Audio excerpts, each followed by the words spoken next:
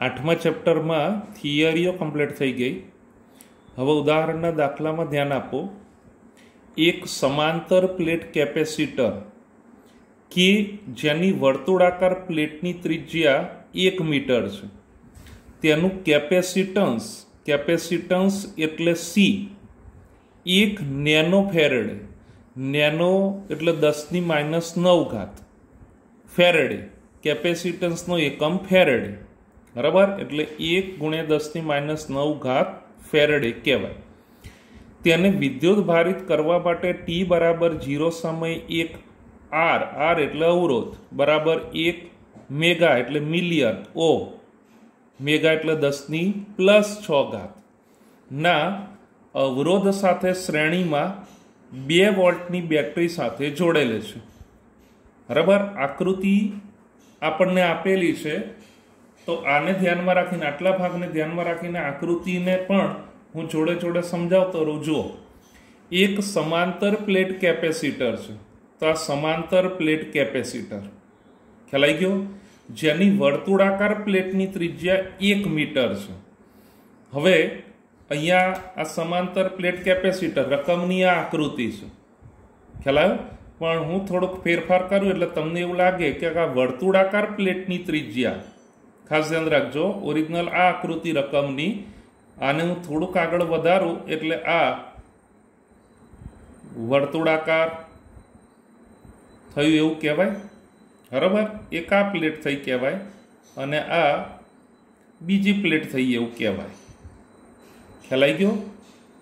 તો વર્તુળાકાર પ્લેટની ત્રિજ્યા 1 મીટર છે, તો આ 1 મીટર, તેનું કેપેસિટન્સ 1 નેનો ફેરેડે, એટલે અહીંયા આપણે કહી શકાય કે આ વર્તુળાકાર પ્લેટની ત્રિજ્યા એટલે અહીંથી શરૂ કરીને અહીંયા સુધી, એટલે એની ત્રિજ્યા એ 1 મીટર છે, જેને આપણે આર તરીકે ગણીએ.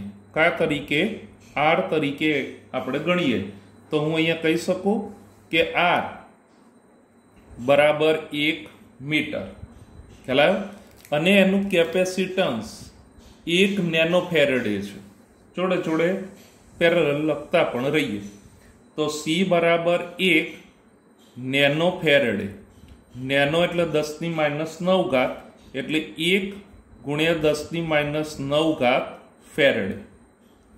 અવરોધાર બરાબર 1 મેગા એટલે કે મિલિયન. જો અહીંયા જોઈ લો, આ કેપેસિટન્સ 1 નેનો ફેરેડે છે, તો આ કેપેસિટર, એનું કેપેસિટન્સ 1 નેનો ફેરેડે.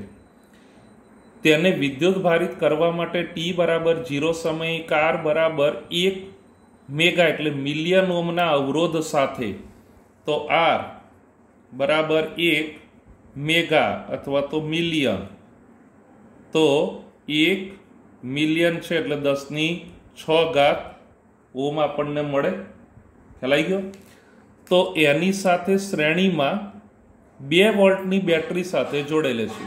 આ એક કેપેસિટર છે, જે સમાંતર પ્લેટ કેપેસિટર, એની આ વર્તુળાકાર ત્રિજ્યા, બરાબર, જે આર બરાબર, એટલે અહીંથી શરૂ કરીને અહીંયા સુધી એ આર થયું કહેવાય, આખું આટલું, બરાબર, એ આખું આર આપણને મળ્યું.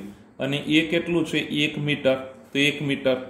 હવે અહીંયા એવું કહેલું છે કે આ કેપેસિટર કે જેનું મૂલ્ય 1 નેનો ફેરેડે છે, તેને વિદ્યુત ભારિત કરવા માટે t બરાબર 0 સમયે આર બરાબર 1 મેગાઓમ ના અવરોધ સાથે શ્રેણીમાં 2 વોલ્ટની બેટરી સાથે જોડેલે છે. તો જો, આ કેપેસિટર, આ અવરોધ, બરાબર, આ આપણી પાસે અવરોધ, અને આ 2 વોલ્ટની બેટરી, એટલે v બરાબર અહીંયા 2 વોલ્ટ આપણે કહી શકાય, આ 2 વોલ્ટની બેટરી એની સાથે આ શ્રેણીમાં જોડેલે છે. આ જોડાણ કેવું થયું કહેવાય? શ્રેણીમાં જોડેલું છે. સમજ પડી? હવે આગળ વાત કરીએ તો t બરાબર 10⁻³ સેકન્ડ સમય બાદ પ્લેટના કેન્દ્ર અને પરિઘ એમની વચ્ચેના મધ્યબિંદુ P આગળ ચુંબકીય ક્ષેત્ર ગણો. તો આ પ્લેટ, એનું આ કેન્દ્ર, એને આપણે O તરીકે ગણીએ. આ પણ આપણને આપેલું છે, બરાબર. તો આ પ્લેટ, એનું આ કેન્દ્ર O અને આ પરિઘ, બરાબર, તે પરિઘ એમની વચ્ચેના એટલે આ પ્લેટનું કેન્દ્ર અને આ પરિઘ એમની વચ્ચેના મધ્યબિંદુ એટલે અહીંયા થયું કહેવાય. તો એ અહીંયા આપણી પાસે આ પી તરીકે છે. બરાબર, કયા તરીકે? પી તરીકે.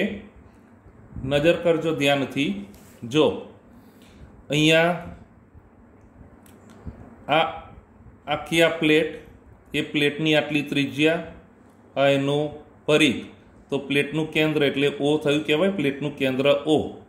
પછી આ પરિઘ, તો આ પરિઘ એમનું મધ્યબિંદુ કેન્દ્ર અને પરિઘ એમનું મધ્યબિંદુ એટલે આ પી, અહીંયા પી તરીકે કહેવાય. એમની પાસે આપણે ચુંબકીય ક્ષેત્ર શોધવાનું છે. બરાબર, તો આનો અર્થ એવો થયો કે આ આપણને આર મળે. આ આર જે 1 મીટર તરીકે છે, કેટલું છે? 1 મીટર. તો આ એનું અડધું થયું કહેવાય, એટલે ઓપી બરાબર 0.5 મીટર. સમજ પડી? એટલે આ ઓપીને ધ્યાનમાં રાખીને આપણે વાત કરવાની. અહીંયાથી અહીંયા સુધી આ એની ત્રિજ્યા આપણને કેટલી છે? 1 મીટર, જે આર બરાબર 1 મીટર. તો આને આપણે ઓપી, એને આપણે આર ડેશ તરીકે ગણીએ. કયા તરીકે? R dash. એને અનુરૂપ જ આપણે ચુંબકીય ક્ષેત્ર શોધવાનું થાય એવું કહેવાય ને. બરાબર, આ પ્રમાણે આપણે કહી શકાય. તો આગળ પાછું રકમમાં એ પ્રમાણે કહેલું છે કે કેપેસિટર એની ઉપર ટી સમય વિદ્યુત ભાર એટલે ટી સમય વિદ્યુત ભાર QT બરાબર CV. C એટલે કેપેસિટન્સ, V એટલે વોલ્ટેજ. 1 - EXP. EXP એટલે E⁻² જ કહેવાય, પણ સમીકરણ મોટું હોય ને તો આપણે EXP લખી શકાય. એક સિમ્પલ તમને કહું કે E⁻x હોય, બરાબર, એને આપણે આ રીતે પણ એટલે ઘાતમાંના સ્વરૂપમાં એક્સને ન લખવું હોય, ગુણાકારના સ્વરૂપમાં લખવું હોય તો આપણે EXP x તરીકે કહી શકાય. બરાબર, આ બંને એકનું એક જ કહેવાય. એટલે આ બંને એકનું એક જ. E⁻x ઘાતના સ્વરૂપમાં ન લખવું હોય તો EXP કરી અને આપણે x લખી શકાય. આ એ છે. એટલે તમારે વાંચવું હોય તો આવું પણ વાંચી શકાય કે QT બરાબર CV 1 - E⁻exp એટલે E⁻ -t/τ. જ્યાં સમય અચળાંક ટાઉ એટલે ટાઉ એ CR બરાબર છે. બરાબર, કોની બરાબર છે? CR. એ કેમ થાય એની પણ આપણે અહીંયા જોડે જોડે વાત કરતા રહીએ. તો ધ્યાન આપજો. તો અહીંયા આ સમય અચળાંક ટાઉ એ કોની બરાબર છે? તો CR બરાબર. બરાબર, તો ધ્યાન આપજો ખાસ. અહીંયા C એટલે તો 1 × 10⁻⁹ તો 1 × 10⁻⁹ અને R એટલે 1 આવ્યું ને, 1 × 10⁶. તો બરાબર મારે કેવું હોય તો 1 અને આ 10⁻³ પડી ખબર? તો ટાઉ બરાબર 10⁻³ સેકન્ડ આ રીતે મળે. ખ્યાલ આવ્યો? ક્લિયર એટલું? તો હવે આ જે પણ વાત છે એ અવરોધ ને વોલ્ટેજ ને કેપેસિટર, તો શરૂઆતની જે થિયરી હતી ને સ્થાનાંતર પ્રવાહ, એમ્પિયર મેક્સવેલના નિયમનો આપણે ઉપયોગ કરીશું. અને પછી સ્થાનાંતર પ્રવાહ, કેપેસિટર એના અંદરના ભાગમાં આપણને IC તરીકે મળે અને બહારના ભાગમાં ID, જે સ્થાનાંતર પ્રવાહ. એટલે આપણે સ્થાનાંતર પ્રવાહ શોધીશું અને પછી એની ઉપરથી ચુંબકીય ક્ષેત્ર આપણે મેળવીશું. પડી ખબર? તો વાત એમ્પિયર મેક્સવેલ એના નિયમ ઉપરથી. તો અહીંયા આપણે કહી શકાય કે એમ્પિયર મેક્સવેલ ના નિયમ એની ઉપરથી ઇન્ટિગ્રેશન ઓફ રિંગ B.dl બરાબર μ0I ત્યાં સુધીની વાત એમ્પિયરના નિયમની વાત હતી. પછી મેક્સવેલે એમાં સુધારો કરી અને આ જે I છે એ બે પ્રકારના સ્થાનાંતર પ્રવાહ તરીકે પણ લીધું. એટલે IC વત્તા ID. પડી ખબર? ક્લિયર એટલું? હવે અહીંયા આપણે આવું કહી શકાય કે આ ચુંબકીય ક્ષેત્ર અને આ પરિઘ બરાબર એ બંને એક જ દિશામાં એટલે એમની વચ્ચેનો ખૂણો થીટા બરાબર આપણને 0 મળે. તો હું અહીંયા લખતો નથી પણ તમે આમ સમજી શકો કે BDL cos થીટા અદિશ ગુણાકાર ને એટલે BDL cos થીટા થીટા બરાબર 0 એટલે BDL cos 0 એટલે 1 એટલે ખાલી સાદું BDL આપણને મળી ગયું સદિશ વગરનું. તો આ જે B છે એને અચળ તરીકે બહાર લઈએ એટલે ઇન્ટિગ્રેશન ઓફ રિંગ DL મેં થિયરીમાં પણ સમજાવ્યું હતું. ઇન્ટિગ્રેશન ઓફ રિંગ DL એટલે આખી લંબાઈ પણ અહીંયા વર્તુળાકારને ધ્યાનમાં રાખીને વાત છે એટલે એ લંબાઈ પરિઘ તરીકે મળે. તો પરિઘ તરીકે આપણે ગણીએ એટલે 2πr ખ્યાલ આવ્યો. પણ આપણે કોની વાત કરવાની છે? ચુંબકીય ક્ષેત્રને અનુરૂપ એટલે OP પૂરતી વાત અને OP એટલે તો r ડેશ તરીકે આપણે ગણી શકાય એટલે r ડેશ બરાબર μ0 ખ્યાલ આવ્યો. હવે અહીંયા આપણે આવું કહી શકાય કે IC એટલે અંદરના ભાગમાં આ પ્રવાહ તો આપણને 0 મળવાનો છે અને વત્તા સ્થાનાંતર પ્રવાહ જે બહારના ભાગને અનુરૂપ જેને આપણે ID તરીકે કહેવાય ખ્યાલ આવ્યો. તો B 2π r ડેશ એટલે 0.5 અથવા તો 1/2 કહેવાય ને. આખું r 1 મીટર છે અને r ડેશ એટલે મધ્યબિંદુને અનુરૂપ છે એટલે એ આપણને r/2 તરીકે એટલે 1/2 તરીકે મળે એવું કહેવાય બરાબર μ0 અહીંયા 0 વત્તા ID એટલે ID ક્લિયર. એટલું આમાંથી આ 2 અને 2 કેન્સલ થઈ ગયા તો આ બાજુના ભાગમાં ખાલી પાઈ રહે. તો આમાંથી આપણે B ને સૂત્રનો કરતા બનાવીએ એટલે μ0 ID/π જોતા રહેજો ધ્યાનથી. તો આ પ્રમાણે અહીંયા આપણી પાસે તૈયાર થાય ને તો B બરાબર μ0 ID/π તરીકે મળે. આને આપણે સમીકરણ નંબર 1 તરીકે કહીએ. ક્લિયર એટલું ખ્યાલ આવી ગયો. હવે ID એને આપણે શોધી કાઢીએ એટલે ID આપણે તૈયાર કરી કાઢીએ અને પછી એ ID ની કિંમત આ સમીકરણ 1માં મૂકી દઈએ એટલે ચુંબકીય ક્ષેત્ર આપણને મળી જાય. બસ આટલી વસ્તુ આપણે અહીંયા કરવાની. તો ધ્યાન આપજો ખાસ. તો ID એ પણ પેલું સ્થાનાંતર પ્રવાહ એના માટેનું જે સૂત્ર હતું એને ધ્યાનમાં રાખીને જ આપણે અહીંયા જવાનું થઈ શકે ને. તો ID બરાબર ε0 d∅/dt છે આવા પ્રકારનું સૂત્ર સ્થાનાંતર પ્રવાહ ધ્યાનમાં રાખીને હો. તો બરાબર ε0 d/dt. હવે ફાઈ હવે તમને ખબર કે ફાઈ બરાબર EA. હવે ફાઈ એટલે બે પ્રકારના આ ફાઈ એટલે ફ્લક્સ કહેવાય. હવે ફ્લક્સ બે પ્રકારના વિદ્યુત ફ્લક્સ અને ચુંબકીય ફ્લક્સ. ચુંબકીય ફ્લક્સ એટલે એના માટે BA આવે અને વિદ્યુત ફ્લક્સ એના માટે E આવે બરાબર. E એટલે વિદ્યુત ક્ષેત્ર. અહીંયા ε0 ની વાત છે એટલે શૂન્યાવકાશની પરમિટિવિટીની વાત આવે ને એટલે વિદ્યુત ક્ષેત્રની વાત આવે. અને μ0 એટલે પરમિએબિલિટી એટલે μ0 એટલે એના માટે ચુંબકીય ક્ષેત્રની વાત આવે. અહીંયા આપણી પાસે પરમિટિવિટી એટલે અહીંયા વિદ્યુત ક્ષેત્રને ધ્યાનમાં રાખીને તો એના માટે ફાઈ એ કયા સ્વરૂપમાં આવે? વિદ્યુત ક્ષેત્રના સ્વરૂપમાં એટલે EA. સમજ પડી? ક્લિયર એટલું? તો અહીંયા થોડુંક સાદું રૂપ એને આગળ જવા દઈએ તો ε0 m નો m જ. તો અહીંયા શું રહેશે? DE/dt. કોણ બાકી રહ્યું? E. તો A બરાબર પાઈ r સ્ક્વેર પણ અહીંયા કોની વાત છે? r ડેશ એના સ્ક્વેરની.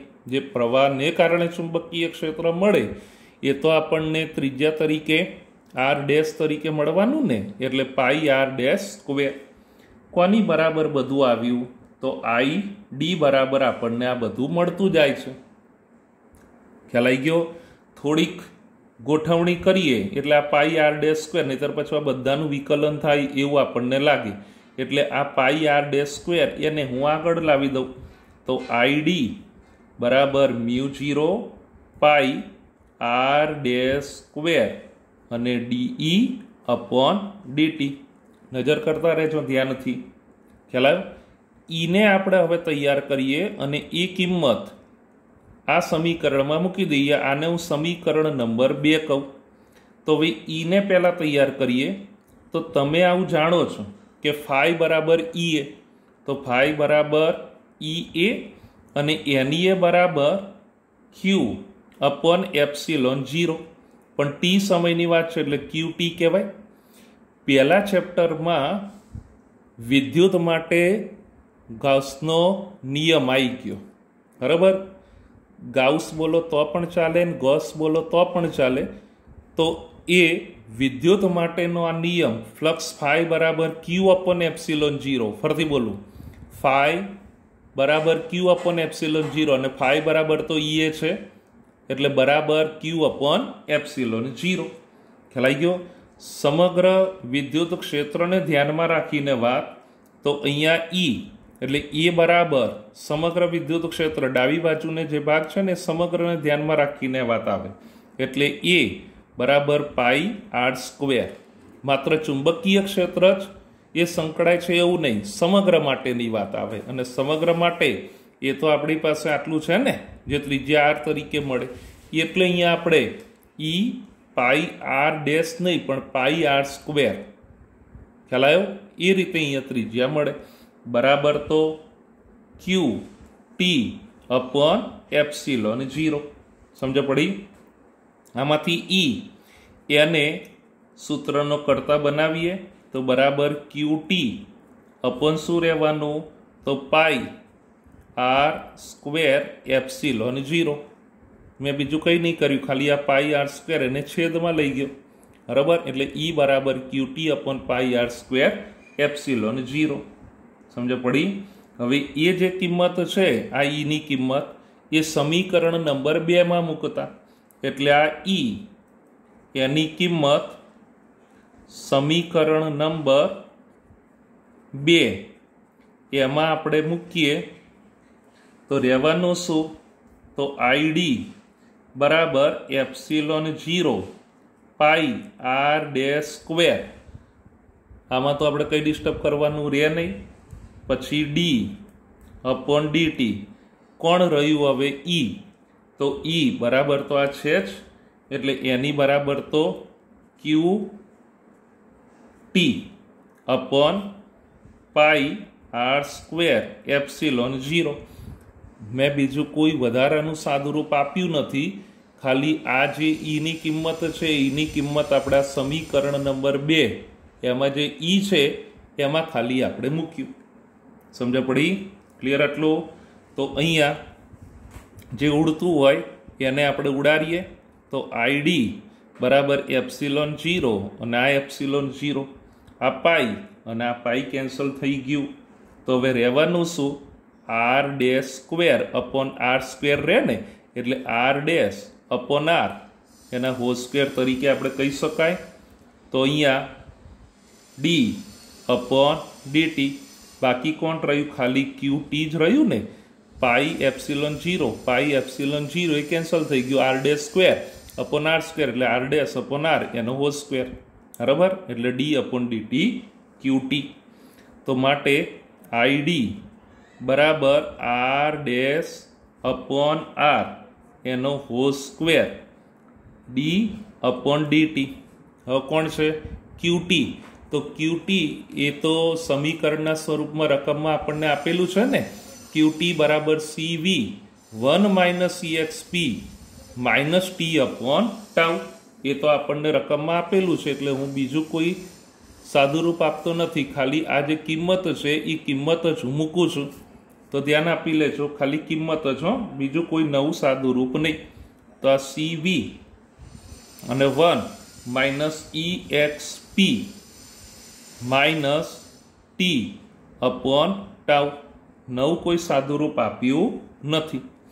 હવે આર ડેશ એટલે તો 0.5 છે ને, અડધું, ત્રિજ્યાનું અડધું એટલે 1/2 અને આર બરાબર તો 1 એટલે આ 1/2 અને આ 1 અને એનોય પાછો સ્ક્વેર એટલે એક તો આપણે લખવાનું રહે નહીં એટલે 1/2 એનો સ્ક્વેર એટલે 1/4 સમજ પડી ખ્યાલ આવી ગયો ગુણ્યા સી તો સી એ તો આપણી પાસે તૈયાર છે 1 ગુણ્યા 10⁻9 એટલે ખાલી 10⁻9 લખીએ તો ચાલે એટલે આ 10⁻9 પછી વી તો વી બરાબર તો 2 વોલ્ટ એ પણ આપણી પાસે તૈયાર છે તો આ 2 વોલ્ટ સમજ પડી તો હવે કોણ રહ્યું તો d/dt ક્લિયર એટલું તો અહીંયા ખાલી કૌંસ રહ્યો ને તો 1 માઇનસ હવે ધ્યાન આપજો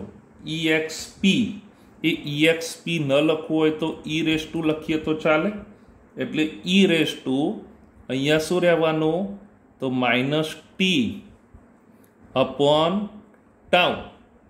કહેવાય ને બરાબર અને ટાઉની કિંમત હમણાં મૂકી અત્યારે હું આ ટાઉ જ લખું ખ્યાલ આવ્યો તો જોઈ લો આ 1/4 એટલે 1/2 એનો સ્ક્વેર એટલે 1/4 સી એટલે 10⁻9 વી એટલે 2 અને અહીંયા d/dt અને આ કૌંસ એટલે આ 1 માઇનસ exp એની બરાબર આપણે e⁻ t/τ કહી શકાય ખ્યાલ આવ્યો તો બરાબર આ 2 દુ 4 એટલે 1/2 એટલે 0.5 તો 0.5 ગુણ્યા 10⁻9 સમજ પડી ખ્યાલ આવી ગયો તો હવે આનું આપણે વિકલન કરવાનું થાય તો 1 એનું વિકલન તો 0 અને e⁻x એનું વિકલન e⁻x અને સંકલન e⁻x એવી ચર્ચા આપણે 11મા ધોરણથી કરતા આવેલા છે પણ એની સાથે જે સહગુણક હોય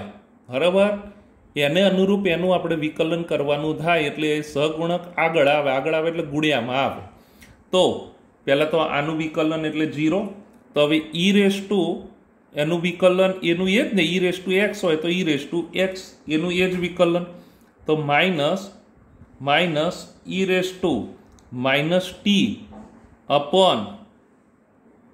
એની કિંમત જ મૂકી દો તો 10⁻3 સમજ પડી અને અહીંયા આપણે આનું વિકલન કરવાનું રહે ને એટલે d/dt અને કોણ રહ્યું તો -t/10⁻3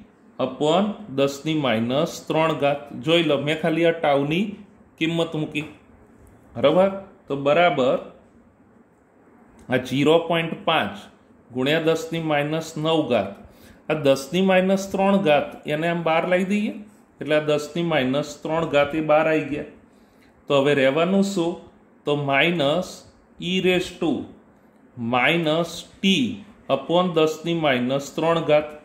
10⁻3 એ તો બહાર આવી ગયા અને -t એટલે tનું વિકલન 1 એટલે અહીંયા શું રહેવાનું -1 સમજ પડી tનું વિકલન 1 ખ્યાલ આવ્યો ને અને આ માઇનસ છે તો માઇનસ તો બરાબર મારે અહીંયા કહેવું હોય તો 0.5 અને આને ઉપર લઈ જાઓ એટલે અહીંયા ગુણ્યા 10⁻9 ને 10⁻3 એટલે 10⁻6 આ માઇનસ અને આ માઇનસ પ્લસ થઈ ગયા એટલે e⁻t/10⁻3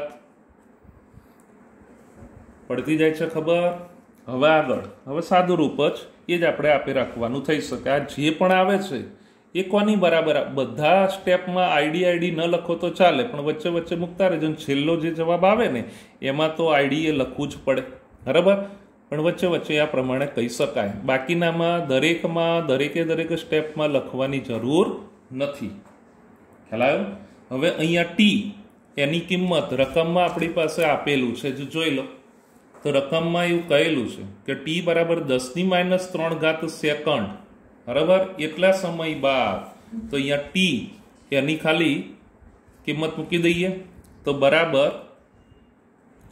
0.5 ખ્યાલ આવ્યો અને ગુણ્યા 10⁻6 અને આ 10⁻3 અપોન આ 10⁻3 તો છે જ ખ્યાલ આવ્યો કેમ કે અહીંયા આપણી પાસે કારણ તરીકે ટી બરાબર કેટલું છે તો 10⁻³ સેકન્ડ છે એ કિંમત જ ખાલી મૂકી દીધી, બીજું કોઈ સાદુરૂપ આપણે આપ્યું નથી. સમજ પડી? તો અહીંયા આ 0.5 ગુણ્યા 10⁻⁶ આ 10⁻³ 10⁻³ આખે આખું જતું રહે એટલે અહીંયા ખાલી શું રહેશે? e⁻⁻⁻⁻. સમજ પડી? તો બરાબર મારે કેવું હોય તો 0.5 ગુણ્યા 10⁻⁶ e⁻⁻⁻ એટલે છેદમાં જાય એટલે અપોન ઈ જ થાય ને, ઘાત એ પ્લસ થઈ જાય એટલે e⁻1 એટલે ઈ. તો બરાબર કેવું હોય તો 0.5 ગુણ્યા 10⁻⁶ ઈની કિંમત તો 2.718. અમુક નિશ્ચિત અચળાંકની કિંમત દાખલા તરીકે પાઈ હોય તો વિચારવાનું રહે નહીં કે પાઈ બરાબર 3.14, તો ઈ એનું મૂલ્ય 2.718.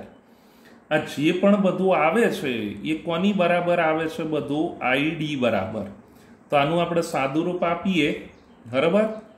તો અહીંયા 0.1879 ગુણ્યા 10⁻⁶. સમજ પડી?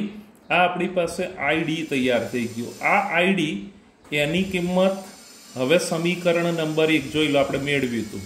તો b બરાબર μ0 આઈડી અપોન પાઈ એટલે આઈડી એ કિંમત આ સમીકરણ નંબર 1માં આપણે મૂકીએ એટલે અહીંયા હું કહી શકું કે આ સમીકરણ નંબર 1 એમાં મૂકતા. સમજ પડી? તો અહીંયા મારે કહેવું હોય તો b બરાબર શું રહેવાનું? જોતા રહેજો ધ્યાનથી. તો b બરાબર μ0 આઈડી અપોન પાઈ એટલે μ0 એટલે 4π ઇન્ટુ 10⁻⁷. સમજ પડી? ગુણ્યા આઈડી એટલે 0.1879 ગુણ્યા 10⁻⁶ અપોન પાઈ. તો અપોન પાઈ તો બરાબર અહીંયા આપણે ગણીએ એટલે પાઈ અને પાઈ કેન્સલ થઈ ગયા. તો બરાબર 0.74 ગુણ્યા 10⁻⁻13. આટલા ચુંબકીય ક્ષેત્રની વાત એટલે ટેસ્લા તરીકે મળે, બરાબર. એટલે 0.74 ગુણ્યા 10⁻13 ટેસ્લા કોની બરાબર? તો b બરાબર. એટલે અહીંયા આમ તો નીચે લખી શકાય. તો b બરાબર 0.74 ગુણ્યા 10⁻13 ટેસ્લા તરીકે મળે. સમજ પડી? આ દેખાવમાં દાખલો મોટો પણ સ્ટેપ બાય સ્ટેપ કરજો. અને મેં 4-5 સ્ટેપ વધારે કરેલા છે એટલે દરેક સ્ટેપ એમની પૂરેપૂરી તમને ખબર પડે, બરાબર. આ દાખલા તરીકે અહીંથી જ તમે આ કિંમત મૂકી અને અહીંયાથી સીધું e⁻⁻1 તમે લખી કાઢો, બરાબર, તો પણ ચાલે. ખ્યાલ આવી ગયો? અથવા અહીંયા આખાનું સાદુરૂપને વિકલનને બધું ના કરો અને અહીંયા તમે -1 લખી અને પછી આગળ વધો તો પણ ચાલે. પણ આ દરેક સ્ટેપ એની પૂરેપૂરી ખબર પડે એ માટે મેં થોડાક વધારે સ્ટેપ કરેલા છે એટલે પૂરેપૂરો ખ્યાલ આવે. ક્લિયર? ઓકે.